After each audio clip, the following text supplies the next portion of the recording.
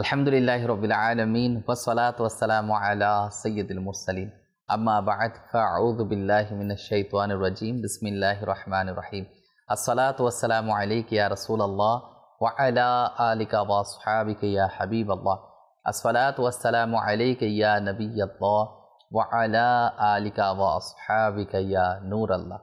প্রিয় ইসলামী ভাইরা, মাদানী চ্যানেলের দর্শক শ্রোতা, আপনাদেরকে আরও একবার স্বাগত জানাচ্ছি মাদানী চ্যানেলের ধারাবাহিক অনুষ্ঠান অনন্য ব্যক্তিত্ব। সুবহানাল্লাহ। আল্লাহ পাক রব্বুল আলামিন যাদেরকে দয়া করেছেন, যাদের উপর মেহেরবানি করেছেন, ওই সমস্ত ব্যক্তিবর্গ সুবহানাল্লাহ যাদের কর্তৃত্ব, কৃতিত্ব এবং যাদের অতুলনীয় কিছু কার্যকলাপ এত সুন্দরভাবে পৃথিবীর জমিনের মধ্যে প্রস্ফুটিত হয়েছে, সুবহানাল্লাহ, আজও তারা বেমিসাল হয়ে আছে। তাদের সাথে তুলনা দেওয়ার মতো মানুষ খুবই কম পাওয়া যায়। তো এক একজন আল্লাহওয়ালা কিংবা এমন কিছু ব্যক্তিবর্গ যিনাদের কাছ থেকে এমন কিছু কর্মকাণ্ড প্রকাশ পেয়েছে, এমন কিছু গুণাবলী প্রকাশ পেয়েছে যেটার জন্য তারা বিখ্যাত রয়েছে। সুবহানাল্লাহ। এর মধ্যে একজন হচ্ছেন সুলতানুল আরিফিন বাইজিদ বুস্তামি রহমতুল্লাহ আলাই। তো মানুষ মায়ের খেদমত করে, তো মা এর খেদমত করা নিঃসন্দেহে সৌভাগ্যের বিষয়, নিঃসন্দেহে ভালো বিষয়। তবে একটা জিনিস আমাদের খেয়াল রাখতে হবে, এই খেদমতটা কোন আন্তাসে করা দরকার, কোন লেভেলে করা দরকার, এবং এ ধরনের কোনো কি দৃষ্টান্ত স্থাপন করে গিয়েছে কেউ, সে সম্পর্কে ইনশাআল্লাহ তাআলা আমরা শুনবো ইনশাআল্লাহ তাআলা। শুরুতে আসুন দরুদ পাকের ফজিলত আমরা শ্রবণ করি। আল্লাহ পাকের প্রিয় রসুল হুজুর করিম রউফুর রহিম হুজুর পাক সাল্লাল্লাহু আলাইহি ওয়াসাল্লামের উপর দরুদে পাক পাঠ করার অসংখ্য ফজিলত কিতাবের মধ্যে পরিলক্ষিত হয়। এর মধ্যে একটা হাদিসে মুবারক আমি আপনাদেরকে উপস্থাপন করার চেষ্টা করব। আল্লাহ পাকের রসুল সাল্লাল্লাহু আলাইহি ওয়াসাল্লাম ইরশাদ ফরমান, যে ব্যক্তি আমার উপর দুনিয়াতে অধিক হারে দরুদ শরীফ পাঠ করবে, কাল কিয়ামতের দিন সে আমার নৈকট্যতম হবে, অর্থাৎ হুজুর পাক সাল্লাল্লাহু আলাইহি ওয়াসাল্লামের নিকটে থাকার সৌভাগ্য অর্জন করবে। কঠিন মুসিবতের সময়, পেরেশানির সময় যদি আমার রসুলের সঙ্গ পাওয়া যায়, আমার আল্লাহ রাব্বুল আলামিনের প্যারা মাহবুব সাল্লাল্লাহু আলাইহি ওয়াসাল্লামের সঙ্গ লাভ করা হয়, তার চাইতে বড় সৌভাগ্যের বিষয় কি আর হতে পারে। আসুন আমরা মুহাব্বত নিয়ে, ভালোবাসা নিয়ে, আন্তরিকতা নিয়ে একবার দরুদ শরীফ পাঠ করি। সাল্লু আলাল হাবিব সাল্লাল্লাহু তাআলা আলা মুহাম্মদ সাল্লাল্লাহু তাআলা আলাইহি ওয়াসাল্লাম। মা এক অনন্য দামি সম্পদ, যে কিনা নিজের সন্তান সন্ততির জন্য সর্বোচ্চটুকু করে থাকে। পৃথিবীর জমিনে আপনি খেয়াল করবেন, সন্তান মায়ের গর্ভে আসার পর থেকে সন্তান ভূমিষ্ঠ হওয়া পর্যন্ত একটা নির্দিষ্ট সময় মাকে কষ্ট করতে হয়। সন্তান যদিও দুনিয়ায় আসে নাই, কিন্তু মাতৃকালীন সময় এর কষ্টটা ওইসব মহিলা, ওইসব নারীরা বলতে পারবেন যাদের গর্ভের মধ্যে সন্তান ছিল। এরপর সন্তান জন্ম হওয়ার সময় যে প্রসব ব্যথা, যে যন্ত্রণা, সেটা একজন মা বলতে পারে যে কতটুকু কষ্ট হতে পারে। এরপর যদি আসুন, এরপরে যদি আরও সামনে অগ্রসর হই, সন্তান ছোট বয়সে যখন একবারে 6 মাস 1 বছর করা পর্যন্ত তাকে বুকের দুধ পান করানো, নির্দিষ্ট সময় তার কেয়ার করা, এই সময়কালীন একজন মায়ের যে কষ্টটা হয়, বিশেষ করে মানুষের ঘুমটা পরিপূর্ণ হওয়া দরকার। একজন সুস্থ মানুষ সুস্থতা থাকার জন্য ঘুম পরিপূর্ণ হওয়া দরকার, কিন্তু এই ঘুম একজন মায়ের জন্য কতটুকু যাওয়া পসিবল হয়ে ওঠে। সে কান্না করে, তার প্রয়োজনের প্রতি খেয়াল রাখা, তার দায়িত্বশীলতার জায়গা থেকে মা সর্বোচ্চটুকু করে যায়। তারপর কাপড় চেঞ্জ করা, প্রেসাব করে দেওয়া, অনেক কিছু বিষয় রয়েছে। এরপর সন্তানকে বড় করে তোরা লালন পালন, বাবা ইনকামের জন্য বাইরে যে কষ্টটুকু করে, আর মা সর্বোচ্চ লেভেলের কষ্টটুকু একজন সন্তানের গাইডলাইন হিসেবে করে। আর যেসব মা অবহেলা করে, তো তাদের সন্তান এদিক সেদিক হয়ে যায়। আর যারা খেয়ার ভালো করে, সুবহানাল্লাহ, তারা ভালোই থাকে। তো বলার ছিল, তো সে মায়ের প্রতি খেয়াল রাখা, যত্নশীল হওয়া, এটা নিঃসন্দেহে সৌভাগ্যের বিষয়। এবং যারা হয়েছেন তাদের মধ্যে অনন্য দৃষ্টান্ত স্থাপন করেছেন তিনি হচ্ছেন সুলতানুল আরেফিন হযরতে সৈয়দনা বাইজুদ বুস্তামি রহমতুল্লাহ আলাইহি।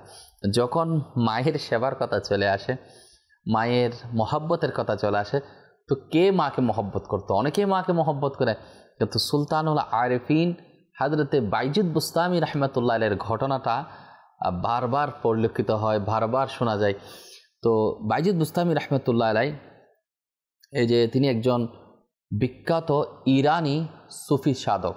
ইনার জন্ম হচ্ছে 804 খ্রিস্টাব্দে এবং ইনার ইন্তেকাল হচ্ছে 874 খ্রিস্টাব্দে। অর্থাৎ তিনি প্রায় 70 বছর হায়াতে মোবারকার মধ্যে তিনি ছিলেন এবং তিনি বুস্তামি নামে পরিচিত। তো যে এই যে বুস্তামি বলে, তার জন্ম ইরানের বুস্তাম শহরে হওয়ার কারণে তাকে মানুষ বুস্তামি হিসেবে চিনে। তো বুস্তামি হচ্ছে একটা অঞ্চল, সুবহানাল্লাহ, যেখানে আব্বাসিয়া খেলাফত, যেটা বর্তমানে ইরানে সেমনন প্রদেশ রয়েছে। তো সুবহানাল্লাহ, ওনার যদি আপনি সিলসিলা দেখেন তো সুফিবাদের মধ্যে তিনি মাদারিয়া, নকশবন্দি, ইনি আধ্যাত্মিকতাবাদ এবং দর্শন তার মধ্যে পরিলক্ষিত হয়। এবং সুবহানাল্লাহ, ইনার অসংখ্য বিষয় রয়েছে।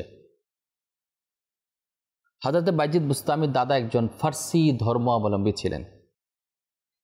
তো যিনি পরবর্তীতে ইসলাম ধর্ম গ্রহণ করেন, তার দাদার 3 ছেলে ছিল। তারা হচ্ছেন আদম, ইয়াফুর এবং আলী। তারা সকলেই কঠোর তপস্বী ছিলেন।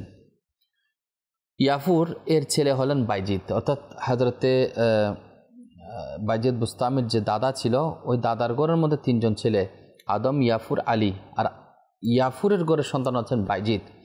তার শৈশব সম্পর্কে খুব এত বেশি জানা যায় না। তো বেশিরভাগ সময় তিনি নিজ বাড়িতে মসজিদের মধ্যে কাটানোর, অর্থাৎ আধ্যাত্মিকতা, আল্লাহকে পাওয়ার জন্য যে ইবাদত বন্দেগী, সেটার মধ্যে পাওয়া যায়। তো বলা হচ্ছে, সুফিদের আলোচনা করার জন্য যখন লোকজন নিজের বাড়িতে আগ্রহ প্রকাশ করতেন সুফিদের আমন্ত্রণের জন্য, তো ওনাকে মানুষ সিলেক্ট করতেন এবং নিয়ে যেতেন। বাইজিদ বুস্তামি রহমতুল্লাহ আলাইহি আল্লাহ রাব্বুল আলামিনের সান্নিধ্য লাভ করেন। অনেক বড় মাতৃভক্তি, মায়ের প্রতি দরদ অসংখ্য আউলিয়া কেরাম, অসংখ্য বুজুর্গানে দিন থেকে পাওয়া যায়। কিন্তু মায়ের কথা যখন চলে আসে, তখনই বলে যে বাইজিদ বুস্তামি রহমতুল্লাহ আলাইহি মায়ের কেমন খেদমত করেছিল। তো কিতাবের মধ্যে বর্ণিত রয়েছেন বাইজিদ বুস্তামি সম্পর্কে যে ঘটনাটি মশহুর হয়েছে, খুবই বিখ্যাত হয়েছে, যে ঘটনাটা আজও অবধি সবাই বলতে একাধারে বাধ্য হয়, সেটা হচ্ছে ওই ঘটনা।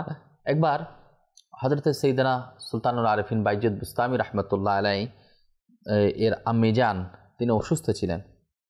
তো এক রাতে মা বাইজিদ বুস্তামি রহমতুল্লাহ আলাইহিকে বললেন, বাবা তুমি আমাকে একটু পানি পান করাও। তো বাইজিদ বুস্তামি রহমতুল্লাহ আলাইহি পানি আনতে গেলেন। তো পানি আনতে যাওয়া এবং আসার মধ্যে যে সময়টা লাগলো, এই সময়ের মধ্যে ইনার আম্মা ঘুমিয়ে গেলেন। আচ্ছা, ঘুম তো গেলেন। এখন তিনি আসার পর মাকে পানি পেশ করার জন্য দাঁড়ালেন শিওরে, কিন্তু দেখছি মা ঘুমিয়ে গেছেন। মাকে ঘুম থেকে জাগ্রত করাটা তিনি পছন্দ করলেন না, কারণ আম্মার কষ্ট হয়ে যাবে। তিনি ঘুমিয়েছেন, ঘুমিয়ে থাক। এখন তিনি দাঁড়িয়ে রইলেন এবং যে গ্লাসটা, যে পানির পাত্রটা তিনি হাতে নিয়েছেন, এভাবে ধরে তিনি দাঁড়িয়েছিলেন যে মা। এখন তিনি পানিটা ওই জায়গায় রেখে কিন্তু চলে যেতে পারতেন, কিন্তু তিনি সেটা করেন নাই। ইনার মা অসুস্থ ছিলেন, যে কোনো সময় ঘুম অটোমেটিকলিভাবে ভেঙে যেতে পারে, আর ভাঙলে হয়তো পানির প্রয়োজন হতে পারে। সেজন্য তিনি প্রচণ্ড ঠান্ডার দিনে, ঠান্ডার রাতে তিনি মায়ের শিওরে দাঁড়িয়েছিলেন যে মা যদি পানি চায়, ঘুম থেকে যদি জাগ্রত হয়, আমার মাকে আমি পানি সামনে অগ্রসর করব। এখন সকালে মায়ের ঘুম ভাঙল। ঘুম ভাঙার হয়ে মা তো অবাক হয়ে গেলেন যে বাইজিদ পানির গ্লাস নিয়ে দাঁড়িয়ে আছেন। তো মা অনেক খুশি হলেন যে বাবা বাইজিদ তুমি রাতে ঘুমাও নাই? বলে, না মা, আমি তো ঘুমাই নাই, আমি তোমার জন্য দাঁড়িয়েছিলাম। যদি তোমার পানির প্রয়োজন হয় তো আমি তোমার পানির প্রয়োজন কখন হতে পারে, যে কোনো সময় তোমার ঘুম ভাঙতে পারে, সেজন্য সারা রাত আমি তোমার শিওরে ছিলাম। যে গ্লাসটা, যে পাত্রের মধ্যে পানি ছিল, বলা হচ্ছে এত বেশি ঠান্ডা ছিল, তখনকার সময় ঠান্ডা পড়ছিল। বাইজিদ বুস্তামি রহমতুল্লাহের হাতের মধ্যে এই যে হাতের সাথে পাত্রটা একবারে জমে গিয়েছিল, বরফের মতো জমে গিয়েছিল। তো বলতেছে যখন পানিটা আলাদা করার চেষ্টা করলো, যে হযরতে সাইয়েদনা বাইজিদ বুস্তামি রহমতুল্লাহ আলাইহির হাতের পুরা চামড়া পর্যন্ত উঠে গেল, রক্ত বের হয়ে যাওয়ার মতো উপক্রম হলো, এমন অবস্থা। তো পুরা রাত শিওরে থাকা, মায়ের জন্য পানি পেশ করার জন্য অধীর আগ্রহে সেখানে অবস্থান করা, নিজে আরাম না করে মায়ের খেয়াল করে, এই ঘটনাটা এত বেশি মশহুর হয়েছে।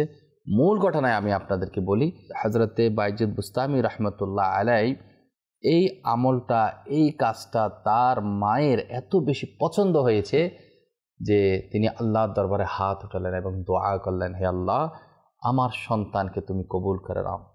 তো মায়ের দোয়ার বরকতে হযরতে সাইয়েদনা বাইজিদ বুস্তামি রহমতুল্লাহ আলাইহি অনেক বড় আল্লাহওয়ালা, অনেক বড় আল্লাহর ওলি হওয়ার সৌভাগ্য তিনি অর্জন করেছেন।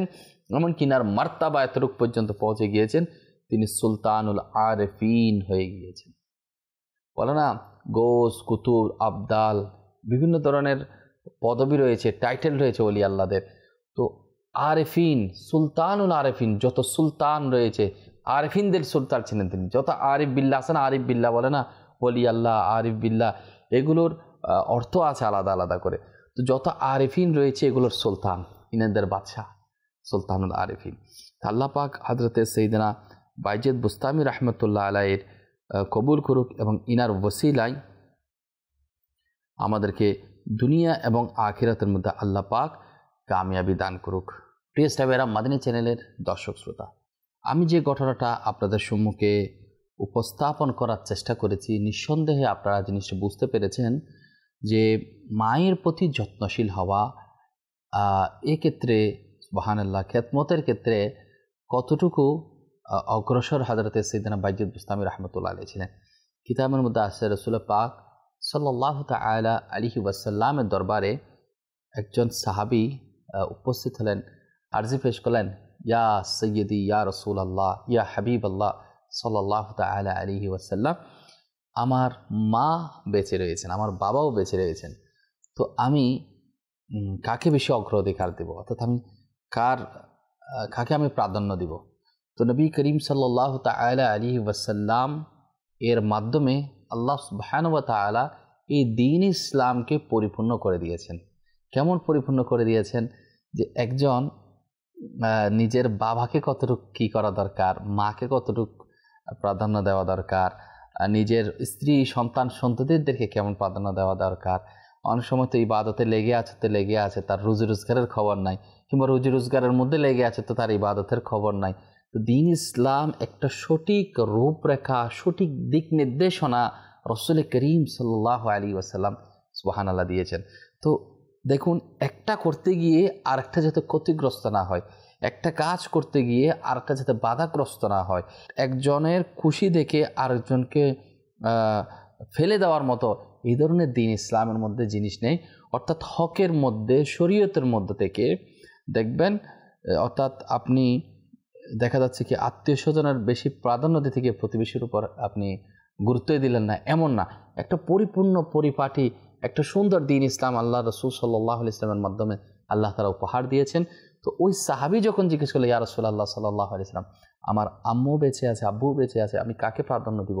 তো আল্লাহ রাসূল সাল্লাল্লাহু আলাইহি ওয়াসাল্লাম ইরশাদ মোবারকা হচ্ছে এরকম, যে তোমার সম্মানের ক্ষেত্রে, সম্মান দেওয়ার ক্ষেত্রে তোমার বাবা হচ্ছে হকদার বেশি, আর খেদমত পাওয়ার ক্ষেত্রে তোমার মা হকদার বেশি।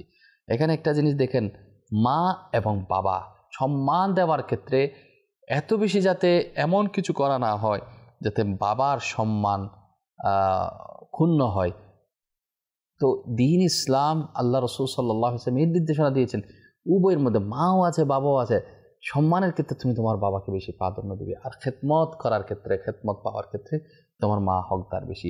এই যে দ্বীন ইসলামের সুন্দর গাইডলাইন আল্লাহ পাকের পেয়ারা রসুল হুজুর করিম সাল্লাল্লাহু তাআলা আলাইহি ওয়াসাল্লাম আমাদেরকে দিয়েছেন, সে মোতাবেক যদি আমরা আমল করি, সেটা আমাদের জন্য দুনিয়া এবং আখিরাতের মধ্যে যথেষ্ট হবে।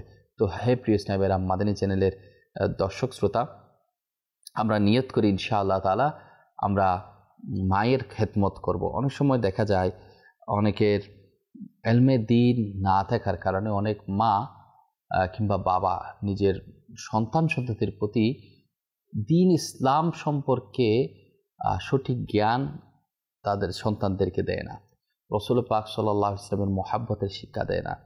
তো যার দরুন ছেলে পেলে বকাটাই দেশে দিক হয়ে যায়। অনেক সময় আলহামদুলিল্লাহ অনেকেই উত্তম পরিবেশ, দাওয়াত ইসলামের দ্বীনি পরিবেশ, কিন্তু তার নেককার আল্লাহওয়ালাদের সঙ্গ লাভ করার কারণে, ওলি আল্লাহর সোহবতে থাকার কারণে অনেক সময় আদবওয়ালা হয়। তো একটা জিনিস খেয়াল করতে হবে, যদিও বা মা বাবা অসৎ আচরণ করে, বৈষম্য করে, কিংবা এমন কিছু প্রকাশ পাচ্ছে যেগুলোর মাধ্যমে ঘরের মধ্যে বিশৃঙ্খলা হওয়ার সম্ভাবনা থাকে, তো এলমে দিন না থাকার কারণে সেক্ষেত্রেও মা বাবার সাথে যাতে খারাপ আচরণ করা না হয়, তাদের অসম্মানী করা না হয়, বরঞ্চ চুপ থেকে যে জিনিসটা সত্য, যে জিনিসটা দ্বীন ইসলাম সুন্দরভাবে আমাদেরকে অগ্রসর হওয়ার জন্য বলেছেন, সেটার উপর অটল অবিচল থেকে সামনে অগ্রসর হতে হবে। যদি কারো মা বাবা অত্যাচারীও হয়, তো অত্যাচারী হলেও তাদের গায়ে হাত উঠানো, ধমক দেওয়া, তাদের সাথে খারাপ ব্যবহার করা, এটা দ্বীন ইসলাম পারমিশন দেয় নাই। যদি মনে হচ্ছে কারো মা বাবা অমুসলিম রয়েছে, ইসলাম ধর্ম গ্রহণ করেছে, সেই ক্ষেত্রেও মা বাবার সাথে খারাপ আচরণ, অশালীন আচরণ করার পারমিশন কিন্তু দ্বীন ইসলাম দেয় নাই। ইসলাম একটা সুন্দর পরিপাটি দ্বীন ইসলাম, সুবহানাল্লাহ। এই ধর্ম আমাদেরকে অনেক কিছু শিখাচ্ছে। তো আমরা যেটা জানতে পারলাম যে মায়ের খেদমতের বরকতে হযরতে সাইয়েদনা বাইজিদ বুস্তামি রাহমাতুল্লাহ আলাইহি সুলতানুল আরিফিন হয়েছেন। তো তিনি জানতেন, নিশ্চয় তিনার কাছে ওই এলম ছিল, জ্ঞান ছিল, আল্লাহ পাক রব্বুল আলামিনের পেয়ারা রাসূল সাল্লাল্লাহু আলাইহি ওয়াসাল্লামের প্রতি ভালোবাসা ভক্তি ছিল, যে ভালোবাসা ভক্তির কারণে তিনি এতদূর অগ্রসর হয়েছেন। তো যাদের মা বাবা বেঁচে রয়েছে তারা অবশ্যই তাদের খেদমত করা উচিত এবং তাদের মাধ্যমে সুবহানাল্লাহ জান্নাত হাসিল করা উচিত। যেমন মুসনাদে শিহাবের প্রথম খণ্ডের 119 হাদিসে মুবারকার মধ্যে আসছে, রাসূল পাক সাল্লাল্লাহু তাআলা আলাইহি ওয়াসাল্লাম ইরশাদ ফরমান, মায়ের পায়ের নিচে জান্নাত, অর্থাৎ তাদের সাথে সৎ আচরণ জান্নাতে প্রবেশের মাধ্যম। তো আরেকটা রয়েছে বাহারা শরীয়তের 16তম খণ্ডের 88 পৃষ্ঠায় রয়েছে, মায়ের পায়ে চুম্বন করা যায়, যেটা রুদ্দুল মুখতারের 9ম খণ্ডের 606 পৃষ্ঠার মধ্যে রয়েছে। অনেকে বলে যে মায়ের পায়ে কীভাবে চুমো দিব, তো রুদ্দুল মুখতারের 9ম খণ্ডের 606 পৃষ্ঠা, যেটা দাওয়াত ইসলামীর প্রকাশনা প্রতিষ্ঠান মাকতাবাতুল মদিনা ওই কিতাবটা প্রকাশ করেছে। ওখানে লেখা আছে, হাদিস পাকের মধ্যে রয়েছে, যে ব্যক্তি আপন মায়ের পায়ে চুমো দিল সে যেন জান্নাতের চৌকাঠে চুমো দিল। তো জান্নাতের চৌকাঠ, সুবহানাল্লাহ, এটা আমাদের সামনে। তা আমরা কেন অবহেলা করব? আমাদের সাধ্য মোতাবেক আমরা চেষ্টা করব নিজের মাকে খুশি রাখার জন্য। মনে করেন অনেকের মধ্যে এলমেদিন না থাকতে পারে, তাকে আল্লাহ রসুলের মোহাব্বত শিক্ষা দেওয়া, মা বাবার দরকার সন্তানদেরকে দেওয়া। যদি মা বাবার না থাকে সেক্ষেত্রে তাদেরকে বোঝানো দরকার যাতে দ্বীন ইসলাম বুঝে। অনেকে নামাজ কালাম পড়ে না, তাদেরকে নামাজ কালামের প্রতি তাকে দেওয়া। যদি অসতর্কতা গাফিল থাকে তাদেরকে সতর্ক করা, মোহাব্বত ভালোবাসার মাধ্যমে একজন সন্তান চাইলে সেটা করতে পারে।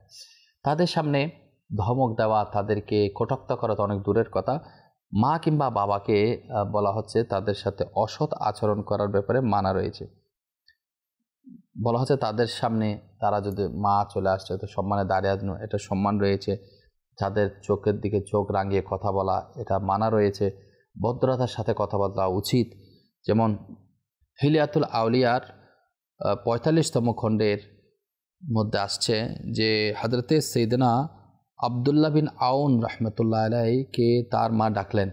উত্তর প্রদানকালে তিনি নিজের আওয়াজটা উঁচু হয়ে গেল, তার কারণে তিনি 2টা গোলাম আজাদ করে দিলেন। সুবহানাল্লাহ, কেমন মায়ের প্রতি ভালোবাসা, মোহাব্বত, সুবহানাল্লাহ। আরেকটা রয়েছে মায়ের ব্যাপারে কতটুকু যত্নশীল হওয়া দরকার। আল্লাহ পাকের পিয়ারা রসুল হুজুর করিম সাল্লাল্লাহু আলাইহি ওয়াসাল্লামের রহমতপূর্ণ ইরশাদ হচ্ছে, যখন সন্তানগণ আপন পিতামাতার প্রতি রহমতের দৃষ্টিতে তাকায় তখন আল্লাহ তাআলা তার জন্য প্রতিটি দৃষ্টির বিনিময়ে হজ্জে মাবরুর অর্থাৎ মকবুল কৃত হজ এর সওয়াব লিখে দেন। মোহাব্বতের দৃষ্টিতে তাকানো, যতবার তাকাবে মকবুল হজের সওয়াব সে পেয়ে যাবে। সাহাবাই কারাম আরজ করলেন, ইয়া রাসূলুল্লাহ সাল্লাল্লাহু তাআলা আলাইহি ওয়াসাল্লাম, যদি দিনে 100 বার দেখে?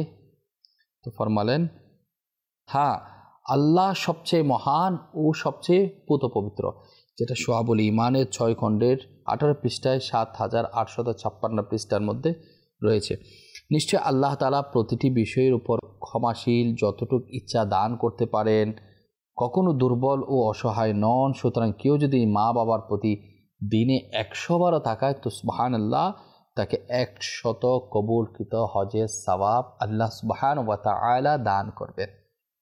কে কে চায় যে আমরা আল্লাহ পাকের দয়া মেহেরবানি পাওয়ার জন্য মায়ের প্রতি খেয়াল রাখবো? আসলে বলা হচ্ছে, যদি কেউ মায়ের চেহারার দিকে তাকানো, মায়ের পায়ে চুম্বন করা, এগুলো অনেক সওয়াবের কাজ রয়েছে এবং বদদোয়া থেকে বাঁচা উচিত। এবং অনেক মা বাবা রয়েছেন, সন্তান এলমেদিন না থাকার কারণে যদি খারাপ আচরণ করে কিংবা না বুঝে বদদোয়া দিতে থাকে। বদদোয়া দেওয়া এটা উচিত নয়, কারণ 3 ব্যক্তির দোয়া কবুল। একটা হচ্ছে মা বাবার দোয়া সন্তানের জন্য, মুসাফিরের দোয়া কবুল, তো এবং মসলুমের দোয়া এবং বদদোয়া দুটাই কবুল। যে মসলুম হয়েছে, যার উপর জুলুম করা হচ্ছে, আমাদের বোঝাচ্ছিল, মনে করেন সন্তান একটা অভদ্র আচরণ করে বসলো, কেন বদদোয়া দিবেন?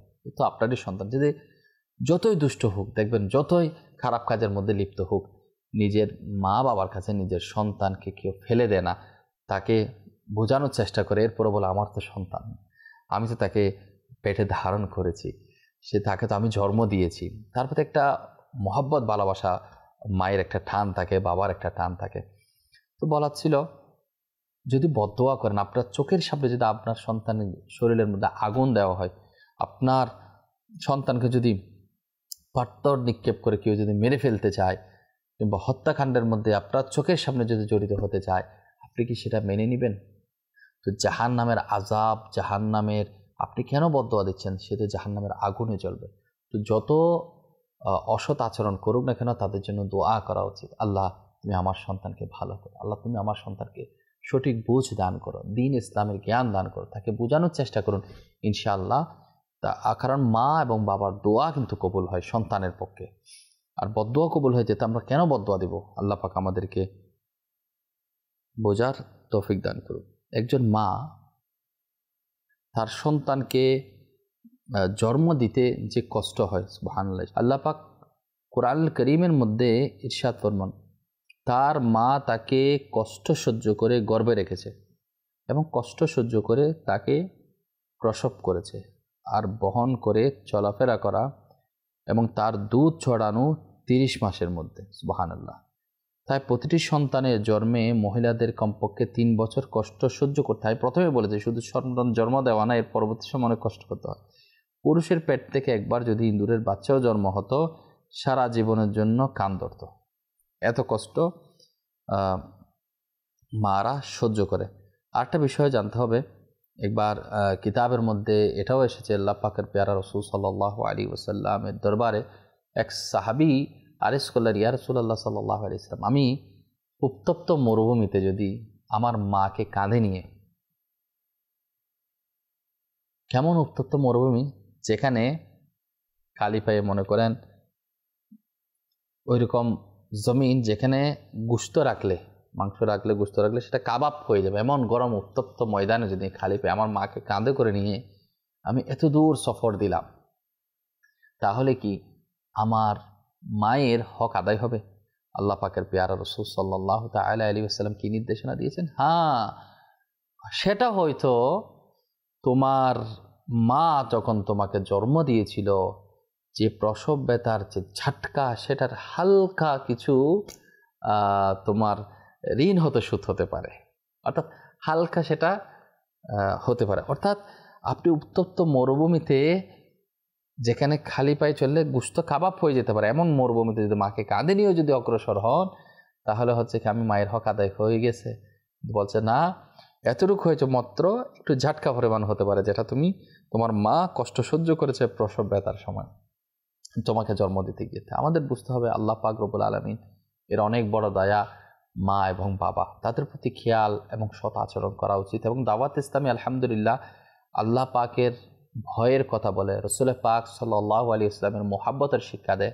কারণ মোহাব্বতে রসুল যখন আপনার মধ্যে আসবে, আমার রসুল সাল্লাল্লাহু আলাইহি ওয়াসাল্লাম আমার মায়ের ব্যাপারে কী ইরশাদ করেছেন, মায়ের হকের ব্যাপারে আমার রসুল সাল্লাল্লাহু আলাইহি ওয়াসাল্লাম কী নির্দেশনা দিয়েছেন, আমার রসুলের সেই ফরমানের উপর আউলিয়া কিরামগণ কেমন আমল করেছিলেন, বাইজিদ বুস্তামি রহমতুল্লাহ আলাইহির মোহাব্বত ভালোবাসা মায়ের প্রতি কেমন ছিল, বাইজিদ বুস্তামি রহমতুল্লাহ আলাইহির মায়ের দোয়ার বরকতে সুলতানুল আরেফিন হয়েছেন। তো এই যে রসুলের পাকের মোহাব্বত যদি সামনে আমরা রাখি, আমাদের চোখের সামনে যদি আমরা রসুলের পাকের মোহাব্বতকে যদি প্রাধান্য দিই, ওই মোহাব্বত অনুসরণ করাবে, যেটা আমাদের জন্য দুনিয়া এবং আখিরাতের মধ্যে সফলতা বয়ে আনবে। প্রিয় ইসলামী ভাইরা, মাদানী চ্যানেলের দর্শক শ্রোতা, এই অনন্য ব্যক্তিত্ব যারা বিভিন্ন গুণে গুণান্বিত হয়ে অতুলনীয় হয়েছে, ওই সমস্ত অতুলনীয় ঘটনা সম্পন্ন ব্যক্তিবর্গের ব্যক্তিত্ব সম্পর্কে আমাদের এই অনুষ্ঠান, আল্লাহ আমাদেরকে যা শুনেছে এর উপর আমল করার তৌফিক দান করুন। আমিন বিজাহিন নবীল আমিন সাল্লাল্লাহু তাআলা আলাইহি ওয়াসাল্লাম।